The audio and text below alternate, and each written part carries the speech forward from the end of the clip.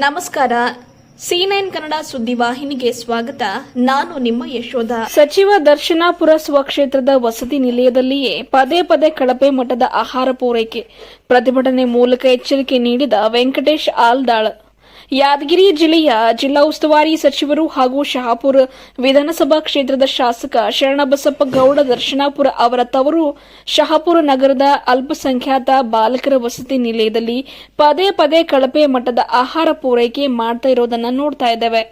ಅಲ್ಪಸಂಖ್ಯಾತ ಬಾಲಕರ ವಸತಿ ನಿಲಯಕ್ಕೆ ಸಂಬಂಧಪಟ್ಟ ಮೇಲಾಧಿಕಾರಿಗಳಿಗೆ ವಸತಿ ನಿಲಯದ ವಿದ್ಯಾರ್ಥಿಗಳು ದೂರವಾಣಿಯ ಮೂಲಕ ಸಂಪರ್ಕ ಮಾಡಿ ವಸತಿ ನಿಲಯದಲ್ಲಿ ಈ ಹಿಂದೆಯೂ ಪದೇ ಪದೇ ಕಳಪೆ ಮಟ್ಟದ ಆಹಾರ ಪೂರೈಕೆ ಮಾಡುತ್ತಿರುವ ಬಗ್ಗೆ ಮಾತನಾಡಿ ತಿಳಿಸಿದ್ದಾರೆ. ಮಾಹಿತಿ ನೀಡಿದರೂ ಕೂಡ ಯಾವುದೇ ಕ್ರಮ ಕೈಗೊಳ್ಳದೇ ಇರುವುದು, ಮತ್ತೊಂದು ವಿದ್ಯಾರ್ಥಿಗಳಿಗೆ ನೀಡುವ ಆಹಾರದಲ್ಲಿ ಬದನೆಕಾಯಿ ಸಾಂಬಾರ್ನಲ್ಲಿ ಬಾಲುಳ ಪ್ರತ್ಯಕ್ಷವಾಗಿದೆ.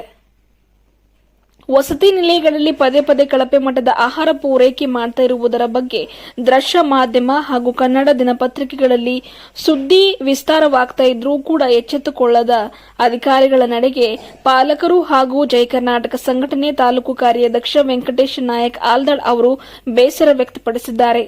ಇನ್ನು ಮುಂದೆಯಾದರೂ ವಸತಿ ನಿಲಯಗಳಿಗೆ ಸಚಿವ ದರ್ಶನಾಪುರ ಅವರು ಭೇಟಿ ಕೊಟ್ಟು ಪರಿಶೀಲನೆ ಮಾಡಬೇಕು ಎಂದು ಮಾಧ್ಯಮ ಹೇಳಿಕೆ ನೀಡುವ ಮೂಲಕ ಒತ್ತಾಯ ಮಾಡಿದ್ದಾರೆ. ವರದಿ ಮೌನೇಶ್ ಆರ್ ಭೋಯಿ. ನಮಸ್ತೆ. ವೆಂಕಟೇಶ್ ನಾಯಕ್ ಆಲ್ದಾಳ್, ಜೈ ಕರ್ನಾಟಕ ಸಂಘಟನೆಯ ತಾಲೂಕು ಕಾರ್ಯಾಧ್ಯಕ್ಷರು ಶಹಾಪುರ.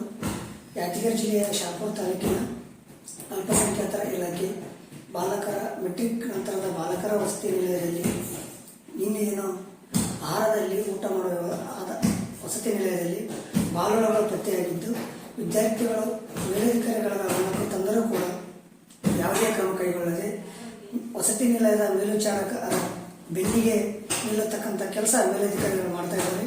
ಅದಕ್ಕಾಗಿ ತಾವುಗಳು ಮುತುವರ್ಜಿ ವಹಿಸಿ ತಾಲೂಕು ಅಧಿಕಾರಿಗಳನ್ನು ಕೂಡಲೇ ಅಮಾನತು ಮಾಡಬೇಕೆಂದು ಈ ಮೂಲಕ ಕೇಳಿಕೊಳ್ಳುತ್ತೇನೆ. ಶಹಾಪುರ ನಗರದಲ್ಲಿ ಪದೇ ಪದೇ ಈ ಥರ ಯಾಕೆ ಆಡಳಿತ ಯಂತ್ರ ಕುಸಿಯುತ್ತಿದೆ ಎನ್ನುವುದು ಸಾರ್ವಜನಿಕರಲ್ಲಿ ಅನುಮಾನ ಮೂಡುತ್ತಾ ಇದೆ. ವಿದ್ಯಾರ್ಥಿಗಳ ವಸತಿ ನಿಲಯದ ಮೇಲಧಿಕಾರಿಗಳಿಗೆ ಹೇಳಿದರೂ ಕೂಡ ಅವರು ನಮ್ಮ ಜವಾಬ್ದಾರಿ ಅಲ್ಲ, ನಿಮ್ಮ ವಸತಿ ನಿಲಯದ ಮೇಲ್ವಿಚಾರಕ್ಕೆ ಕೇಳತಕ್ಕಂಥ ಉಡಾಫೆಯ ಉತ್ತರವನ್ನು ನೀಡುತ್ತಿದ್ದಾರೆ. ಅದಕ್ಕಾಗಿ ಮಾನ್ಯ ಜಿಲ್ಲಾ ಪಂಚಾಯತ್ ಮುಖ್ಯ ಕಾರ್ಯನಿರ್ವಾಹಕರು ಹಾಗೂ ಮಾನ್ಯ ಜಿಲ್ಲಾಧಿಕಾರಿಗಳು ಗಮನ ಹರಿಸಿ, ಸ್ಪೆಷಲಿ ಶಹಾಪುರ ತಾಲೂಕಿಗೆ ಆಡಳಿತ ಗಮನ ಹರಿಸಿ ಅವರನ್ನು ಕೂಡಲೇ ಅಮಾನತು ಮಾಡಬೇಕೆಂದು ಕೇಳಿಕೊಳ್ಳುತ್ತೇವೆ.